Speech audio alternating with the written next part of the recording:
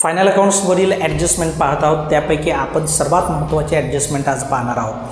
पहा, capital expenditures जर revenue एक्सपेंडिचर्समध्ये include झाले तर त्याची ट्रीटमेंट आपल्याला फायनल अकाउंट्समध्ये कशा स्वरूपात घ्यायचं आहे ते आज आपण पाहणार आहोत. आता पहा, for example wages ₹1000 paid to workers for installation of machinery was debited to wages account.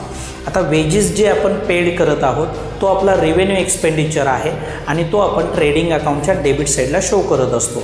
आणि मशिनरी जी आपण परचेस करत आहोत ती बॅलन्स शीटच्या असेट साईडला शो करतो, कारण की तो आपला खर्च कॅपिटल एक्सपेंडिचर आहे. पहा, जे वेजेस आपण पेड करत आहोत वर्कर्सना त्याचं पर्पज काय आहे? Installation of machinery. त्यामुळं हा खर्च कॅपिटल एक्सपेंडिचरच होईल, कारण नवीन खरेदी केलेल्या असेटवरती करण्यात आलेला खर्च त्या असेटमध्येच ॲड होत असतो.